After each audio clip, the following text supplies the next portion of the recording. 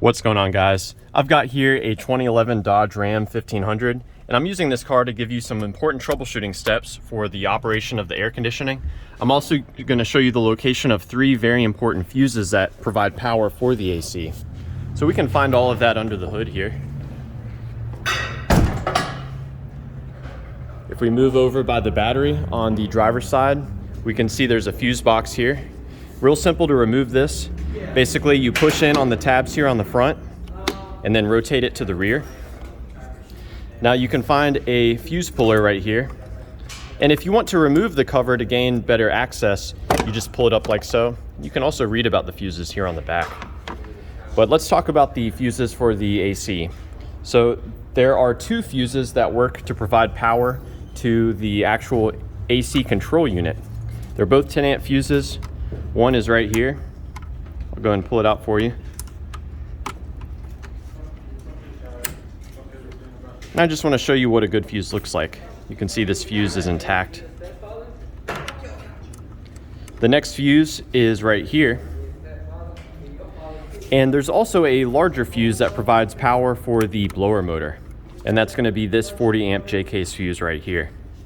Now, as far as the AC itself, it's computer controlled.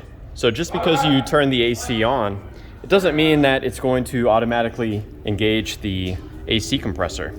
So this is our AC compressor here. Now you can check to see if it's receiving power. You have to remove this little red plastic piece. It just slides over to the side. Then you can push on this tab and pull this connector to the rear. The black wire should carry a constant ground, and the blue-green wire carries power from the powertrain control module when it decides that your AC should be on. Now, when the AC compressor receives power, you should see the front of it rotating. And what that does is it actually starts to circulate refrigerant throughout the AC system. Now, your AC will be disabled for a number of reasons, the most common being a slow leak of refrigerant. You can check your level of refrigerant by hooking up a gauge to the low side port here. And you can add refrigerant into this port as well. They sell kits at parts stores that will allow you to do this. The AC will be disabled if the refrigerant's low. It uses a number of sensors. Here's one right here to detect low pressure. There are also a couple of problems that can occur with your engine that will also cause your AC to be disabled.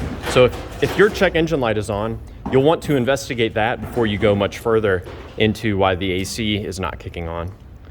Also, a common issue I've seen is where the AC will work, but not so well when you're idling. You want to make sure that your radiator cooling fan is operational. I have a whole video dedicated on the electrical part of the cooling fan, so check that out if you never see your cooling fan come on when your AC is on. So yeah, I hope that this information is helpful for you.